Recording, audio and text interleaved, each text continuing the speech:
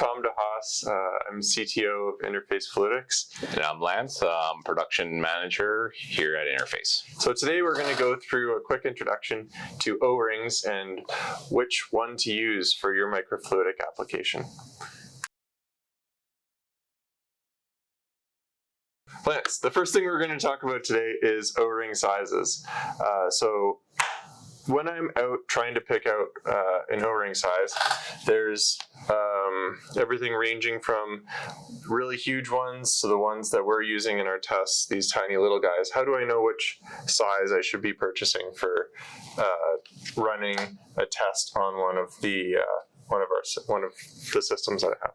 So we have to take in consideration when we're choosing O-rings itself is its cross-sectional area, its squeeze, its hardness, and the type of material that we're looking for. One of the first things we have to take in consideration is its actual thickness itself. Do we actually have the room to be able to fit it into our material itself, or do we have to go with something a little bit smaller? Many O-ring sizes are standardized in the world, and they come in usually about three numbering systems. Go ranging from 000s all the way up to 6, 7, 800s. The first number in the O-ring series itself indicates its actual cross-section thickness.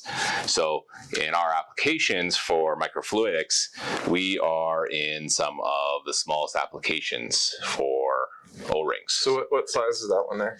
That one right there that we use for our standard manifolds is a 001. It's some of the smallest ones you can buy, and we use them every single day. Perfect. So this is one of the Interface Fluidics SapphireLab chip holders.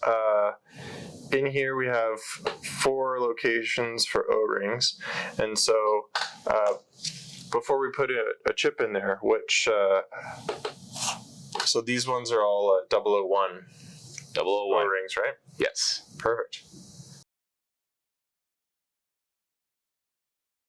Okay, so we've figured out the size for our application, and now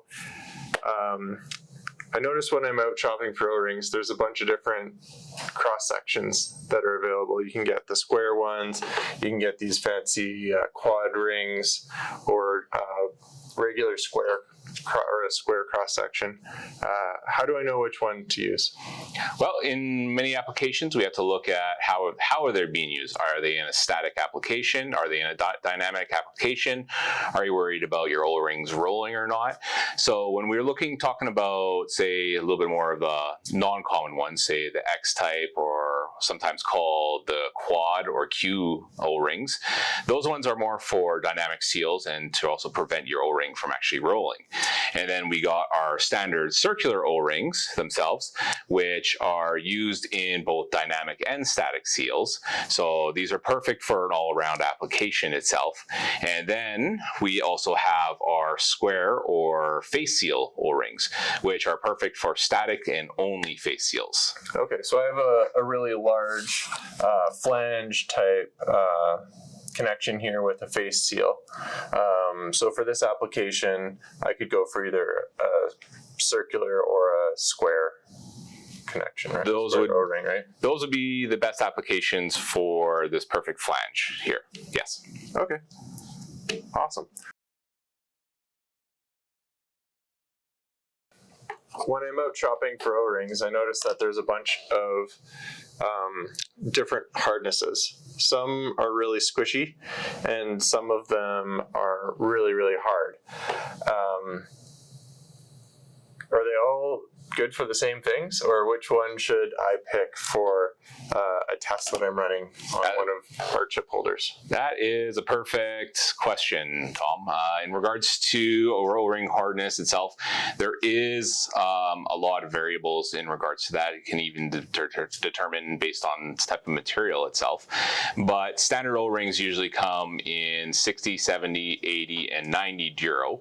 And usually in software applications, 60 duro is perfect for low pressure sealing areas, surfaces that are a little bit more rough. And then you go into standard medium duro hardness, which is 70 to 80. And those are about all round applications. They're perfect for static seals, dynamic seals. They're good for surfaces that are slightly a little rough, but still also a little bit smooth as well. And then you run into also applications when you got 90 duros, which are much better for higher pressure applications and also even higher temperature applications. So picking your proper O-ring is crucial for our environment. Okay, so if I have a microfluidic chip holder like this one, which is our screw top low pressure chip holder, and I'm using a really hard O-ring, what could be some of the disadvantages of using that in a setup like this? So a setup like this using a very hard O-ring would come into a disadvantage if you're using it closer to atmospheric temperatures. So in our application using especially microfluidic chips, they are much more prone to break-in because the chip itself won't be able to compress the O-ring into its O-ring groove and possibly snap the actual chip itself. So in our application, using at room temperature, you usually want a softer hardness O-ring to be able to work. As for if this is going to be used in a heated environment, we will want a higher hardness, because the O-ring at higher temperatures will start to get softer and will deform itself into position, whereas the softer O-ring will actually be too soft to be able to seal under pressure. Okay, yeah, that makes a lot of sense. So the last thing that I wanted to talk to you about, and one of the things that I noticed can really impact the price of an O-ring and how well it works, is the material. So I've seen a number of different materials as we've been operating here over the years, from Vitons to Teflons to Calres and different things. When I'm designing a test and going out to select an O-ring to fit up a chip holder, how should I go about selecting the material? I've already selected the correct size, hardness, and cross-section. So at this point here, we will have to look at our chemical capabilities. Is that, are we using a harsh crude oil? Are we using a gas application, CO2? This is very crucial in depending on how we pick our actual O-ring itself. And there's, like you said, there's many different types of O-rings out there. There's HNBR, NBR, and the much more standard ones that we use all the time is the Vitons, which are also FKMs. But we have to really look at our chemical capabilities, because if you're using improper chemicals, we can actually be destroying our O-rings and not being able to seal on our microfluidic chips.